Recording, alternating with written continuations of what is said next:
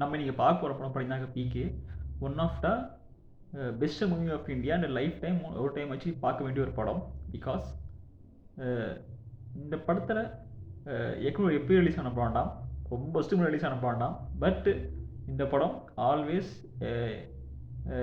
ஃப்ரெஷ்ஷாக இருக்கிற ஒரு படம். இதில் வர கான்செப்ட்ஸும் அண்டு இந்த படத்துடைய மேக்கிங் அண்டு இந்த படத்துடைய அந்த கான்செப்ட் வாட் கான்செப்ட் டெலிவர்னு ஒரு இருக்குது ஒரு ஃபிலிமுக்கு. அந்த இடத்துல ஆல் டைம் நிலச்சிருக்கிற ஒரு கான்செப்ட் தான் இந்த படம் பிகே. இந்த படத்தோடைய ஒன்லைன் பார்த்தோம்னாக்கா, ஒரு ஏலியன் நம்ம நாட்டுக்கு வராங்க.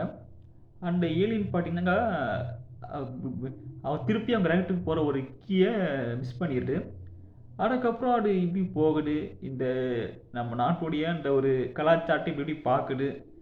அந்த பாட்டோன்னு இப்படி திருப்பியும் கடைசி இப்படி போச்சு. இதுதான் இந்த படத்துடைய ஒன்லைன்.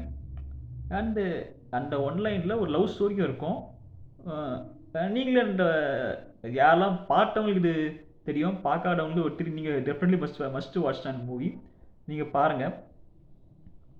ஒரு லைஃப்பில் ரெண்டு விதமான ஒரு காயினுக்கு ஃபேஸ் உண்டு. அது எந்த ஃபேஸ் நம்ம இருக்கிறோம், இப்படி இருக்க போகிறோம், அதுதான் இந்த படத்துடைய சாராம்சம்னு சொல்லலாம். இது சோனி லீவில் அவைலபிளாக இருக்குது. மஸ்ட் வாட்ச்னு கேட்டீங்கன்னா டெஃபினெட்லி மஸ்ட் வாட்ச். இதில் வர ஆக்ட்ரஸ் எல்லாம் அப்படி நடிச்சிருப்பாங்க. முக்கியமாக ஆமீர் கான், எப்பா வாட் ஆக்டர்னு சொல்லலாம். நடிப்பு மகானே சொல்லலாம் ஆமீர் கானை. திருப்பியும் சொல்கிறேன், இந்த படத்தை மஸ்ட் வாட்ச். சோனி லீவில் அவைலபிளாக இருக்குது. லைஃப் டைமில் ஒரு வாட்டியாச்சு இந்த படத்தை பார்க்கலாமா இருக்கிறீங்க, பார்க்கலாம். That's all.